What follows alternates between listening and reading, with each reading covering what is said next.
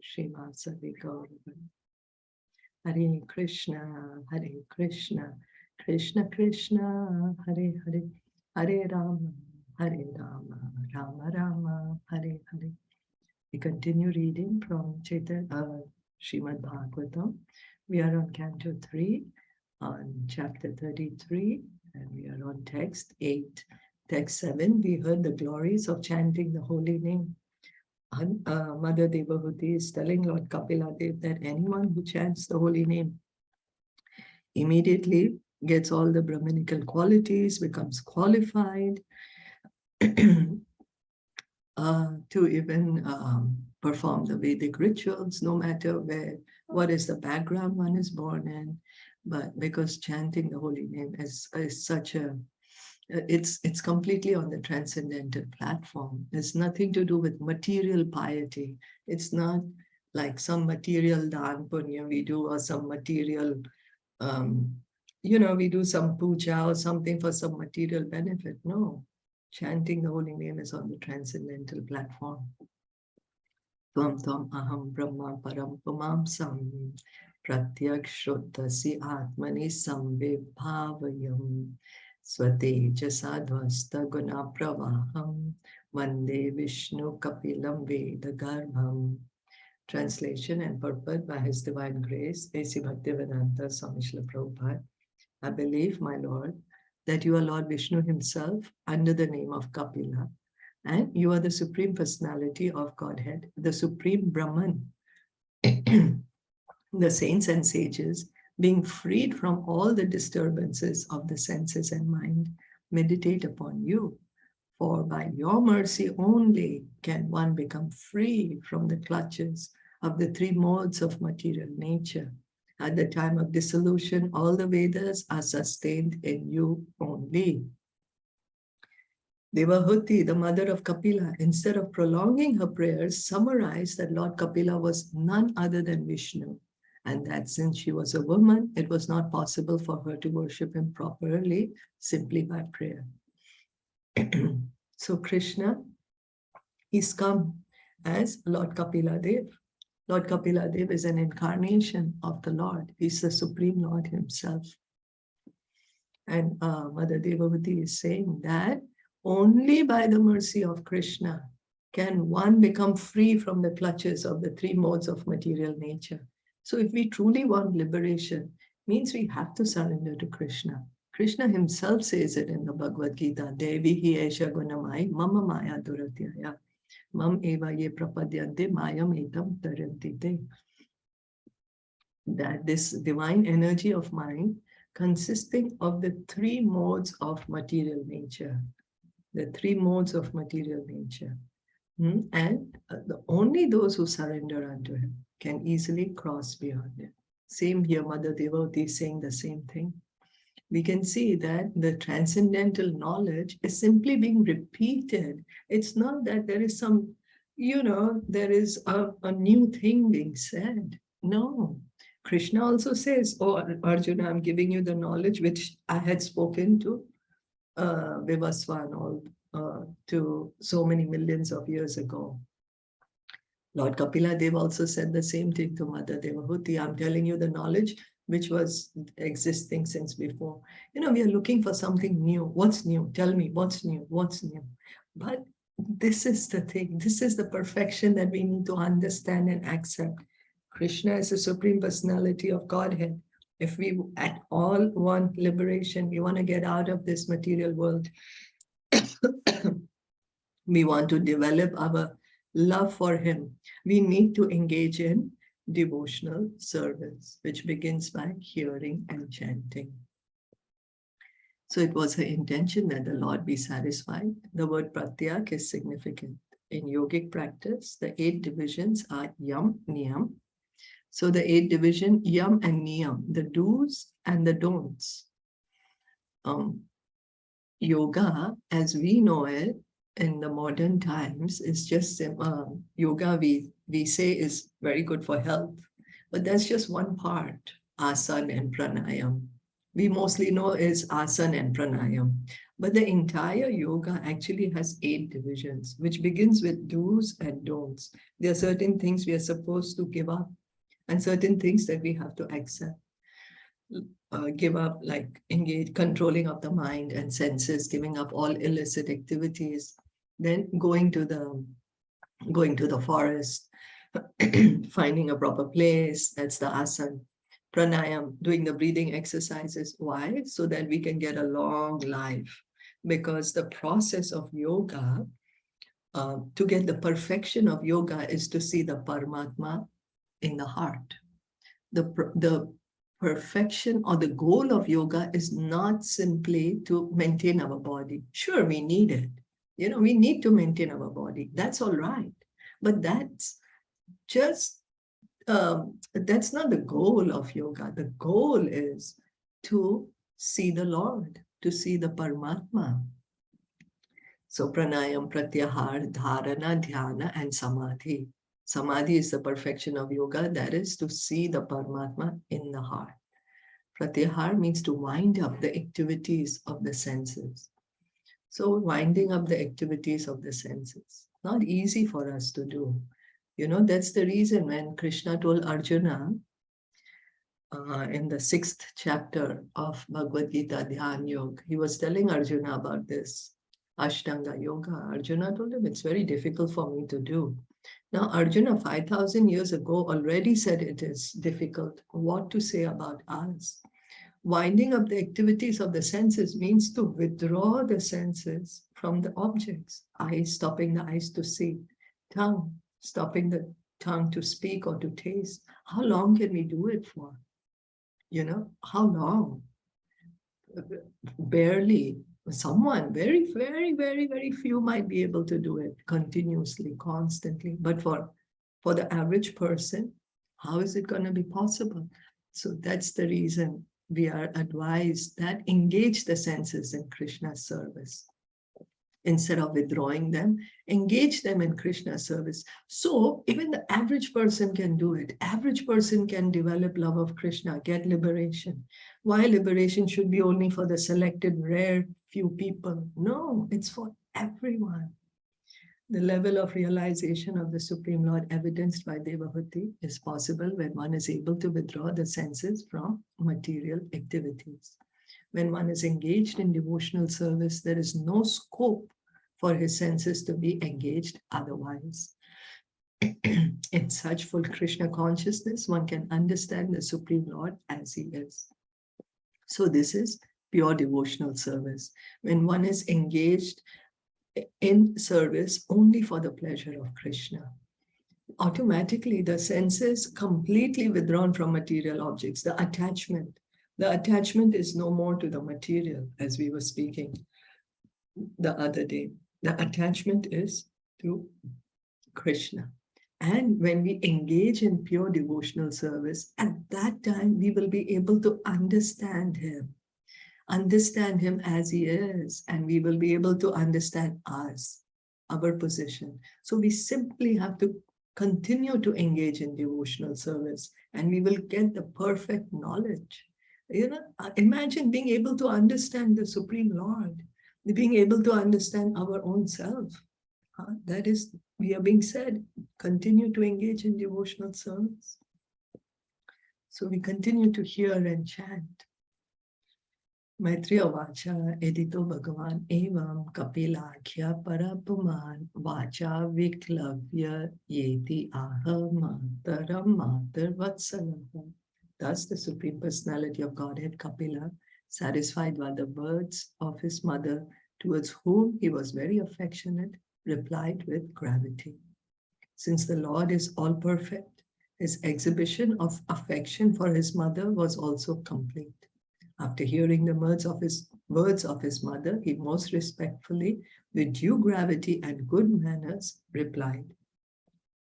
So Krishna, he says in Bhagavad Gita that when he comes to this material world in a human-like form, he never takes a human form. Krishna, the form which we see is transcendental. It's not material. But when he comes here to the material world, he still does activities. He still performs duties. as if he was an ordinary human being. Why? To show us by his example. We learn by example. So he's showing us how to act. Here, Lord Kapila Dev, he's God himself. Mother Devahuti is glorifying him. So he can say, well, yes, that's true. But he's playing the part. He's showing the etiquette, the etiquette. Kapilo Vacha Marga Marge Nanena Mataste Shushev Yeno Ditena Me Asthitena Param Kashtam Achirat Avarot Yasi. The personality of God had said, my dear mother, the path of self-realization, which I have already instructed to you, is very easy. You can execute this system without difficulty, and by following it, you shall very soon be liberated, even within your present body. So Lord Kapila Dev is saying we don't have to wait to get liberated. Even while we are living in this material body, we can get liberation. Devotional service is so perfect that simply by following the rules and regulations and executing them, I'm sorry, under the direction of the spiritual master, one is liberated, as it is said herein, from the clutches of Maya, even in this body. So by engaging in devotional service properly, we have to follow the rules and regulations. If we make up some way of engaging in devotional service, then that is not engaging in devotional service. That's just mental speculation. You know, like for example, we are going to school, but then we say, oh, why should I study what the textbook is saying? I know better. I can make more. I know how to do more, better things. Why should I listen to my teacher? I know better than her. No, we have to follow what the books are saying, what the teacher is saying. So following the rules and regulations and executing them under the direction of the spiritual master, one is liberated from Maya. That's an easy way that we can do it even in this life. In other yogic processes or in empiric philosophical speculation, one is never certain whether or not he's at the perfectional stage. But in the discharge of devotional service, if one has unflinching faith in the instruction of the bona fide spiritual master and follows the rules and regulations, he is sure to be liberated even within this present body. So here we have a guarantee here. We're always looking for guarantees. Anything we do, we buy. Oh, do I have insurance over it? Are you gonna pay me if something goes wrong? Here we have this insurance here. Engage in devotional service, faithfully follow the instructions of the spiritual master, follow the rules and regulations. For sure, we can be liberated even within this body. And this is the reason it's called science of self-realization. Prabhupada calls it science of self-realization. What is science? Science is practical application of knowledge. So it's not only that the knowledge is in the books, but when it is practiced, when we put the theory, knowledge, theoretical knowledge, when we actually act on it, we practice it, we do it, then we can see the result. And the result, if we engage in devotional service under the direction of the spiritual master, with unflinching faith, following the rules and regulations, we are sure to be liberated, even while in this body. We don't have to die to get liberated. Srila Rupa Goswami in the Bhakti Rasamrit Sindhu has also confirmed this. Iha yasya hare dasye. Regardless of where he's situated, anyone whose only aim is to serve the Supreme Lord under the direction of the spiritual master is called Jivan Mukta, or one who is liberated even with his material body. So Srila Rupa Goswami, one of the 6 Goswamis of Vrindavan, is also saying this, that a person, what is his aim? Is to serve. His only aim is to serve the Lord. serve Krishna. Not, we can't make up how, oh, I think I do this and Krishna will like it. I think I can do this and Krishna will like it. No, we don't have to put in our imagination. We simply ask the spiritual master because he knows. Huh? Why? Because he's following the scriptures. He's following the parampara, the disciplic succession. So he knows and he can guide us. So if we can do this, yeah. So that means in Devavuti's case, her spiritual master is the Lord himself. That's right. Right? Yes. Do you know any other example where the spiritual master was the Lord himself?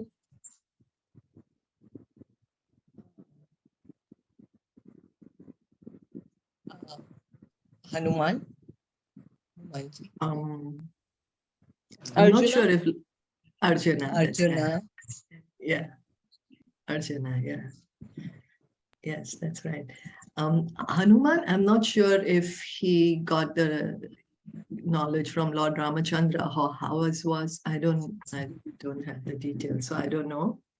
But yeah, Arjuna, where Krishna himself gave the knowledge to Arjuna, so he is the spiritual master.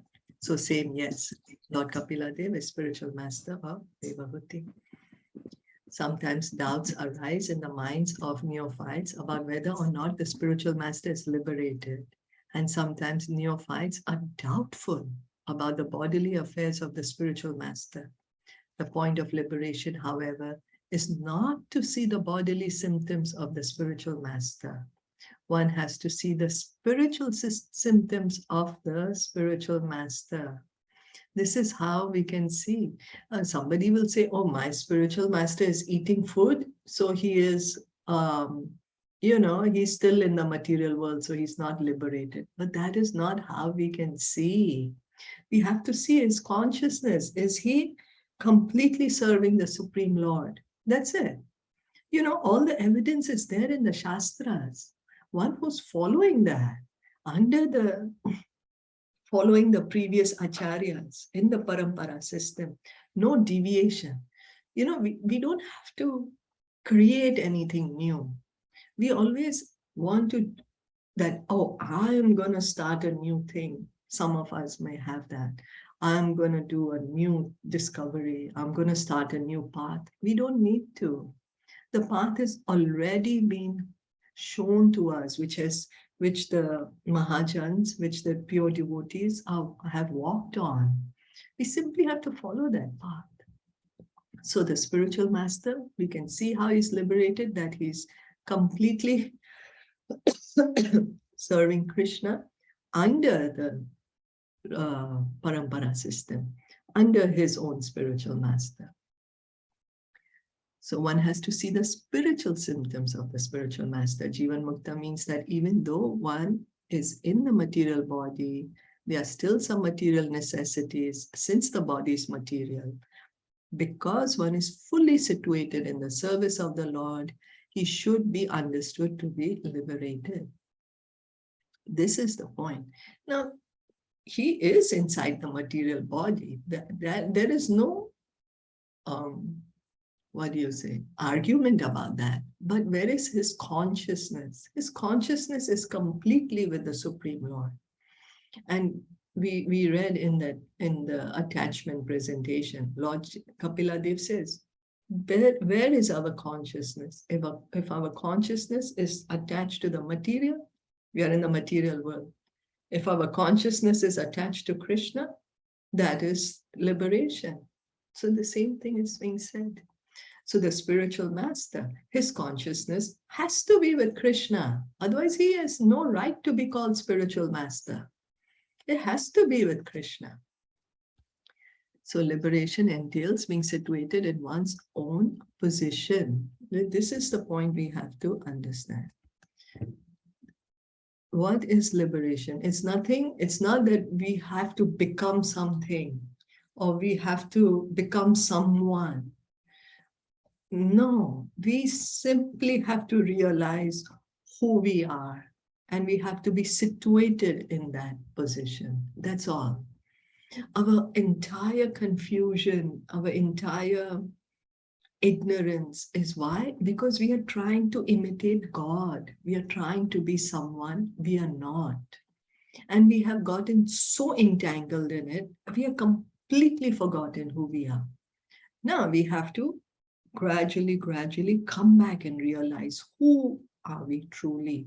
And once we completely realize it, that's liberation.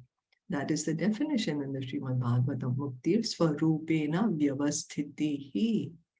The Swarup, or actual identity of the living entity, is described by Lord Caitanya Jivera Swarubhaya Krishnera Nityadas. The real identity of the living entity. Now we have to wait for this. What is it? The real identity is that he is eternally a servitor of We the are the Supreme. servants of That the servers of the Supreme Lord. I'm a Yes. spirit soul. Yeah. Yeah. Not this body. Spirit soul, not the body, and that. I And? belong to Krishna. I'm part and parcel of Krishna. That's right. And We have a loving relationship and we have to serve yes. him. Yes, that's right. Yes.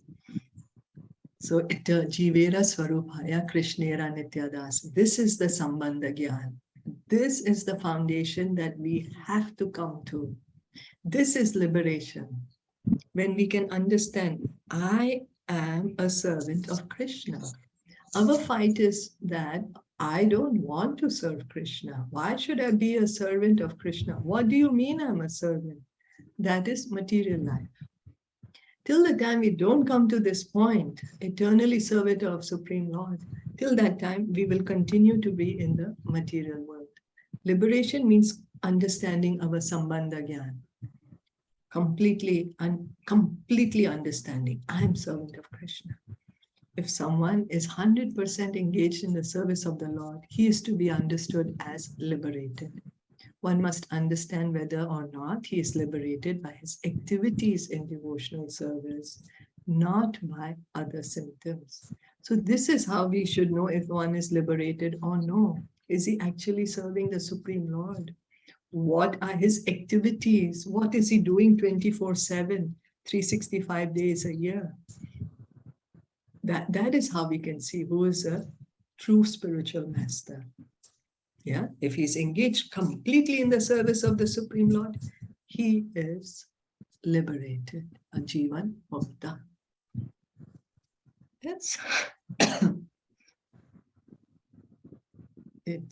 Anyone want to add anything?